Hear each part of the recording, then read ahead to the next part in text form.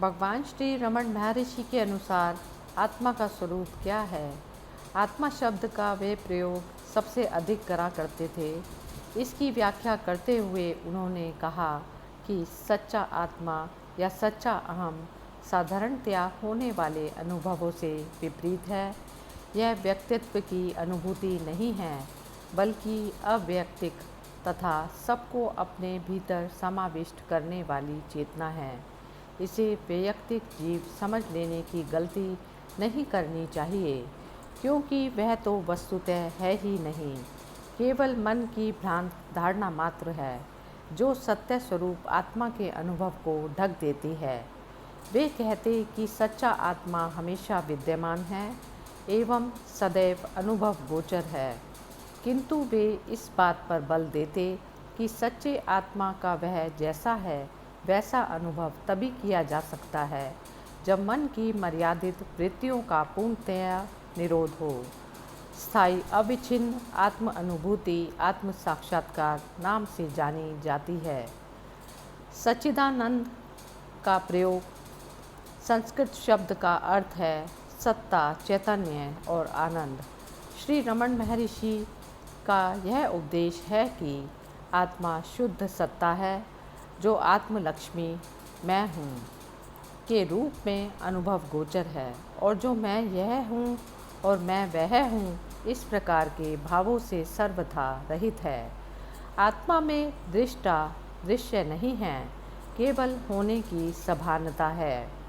यह सभानता चेतन है, अतः इसे चैतन्य भी कहा जाता है। इस चैतन्य का सीधा अनुभव अखंड सुख की अवस्था है, अतः अनंत शब्द से भी इसका वर्णन किया जाता है।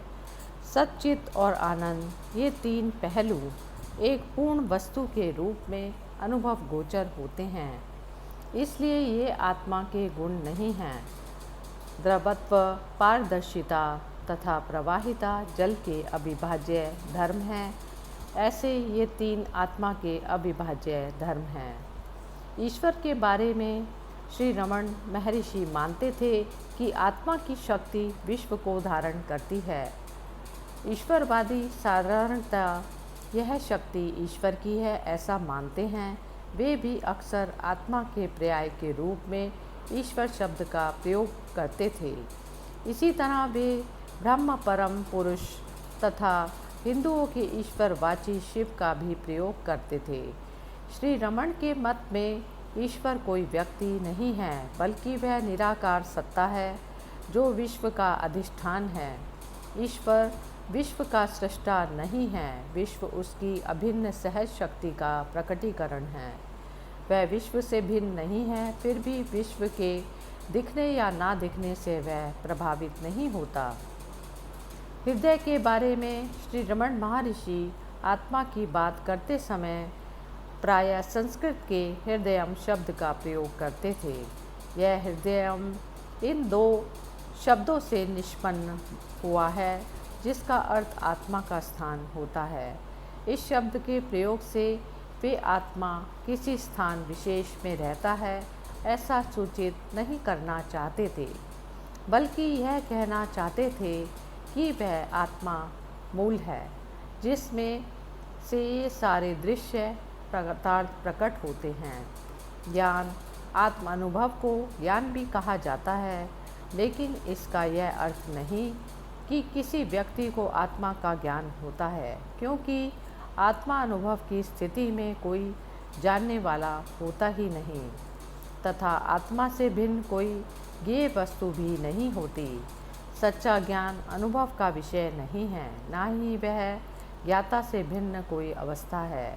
वह अद्वय सत्य की सीधी समानता है, जिसमें दृष्टा एवं दृश्य का अस्तित्व समाप्त हो जाता है। इस अवस्था में प्रतिष्ठित पुरुष को ज्ञानी कहा जाता है। तुर्य और तुर्यातीत भगवान रमन महर्षि के अनुसार जागृत, स्वप्न एवं सुषुप्ति नाम के तीन निरंतर बदलने वाले स्तरों का स्वीकार करता है। श्री रमन महर्षि कहते हैं, आत्मा इन तीन अवस्थाओं का स्थायी आश्रय है, इसलिए वे अक्सर इसे चौथी तुरीय अवस्था कहते थे।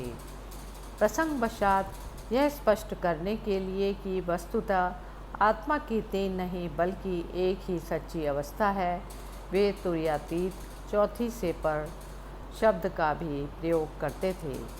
अन्य शब्द आत्मा के अन्य तीन पर्याय शब्द उल्लेखनीय हैं। श्री रमण महर्षि अक्सर कहते थे कि मनुष्य की स्वाभाविक अवस्था का नाम आत्मा है, अतः उसके लिए वे सहज स्थिति तथा स्वरूप शब्दों का प्रयोग करते थे एवं आत्मा सबकी मौन निर्विचार अवस्था है, इस कारण मौन शब्द का भी प्रयोग करते थे। इस अवस्था में उपद्रव रहित शांति एवं पूर्ण निश्चलता होती है। हरि ओम तत्सत।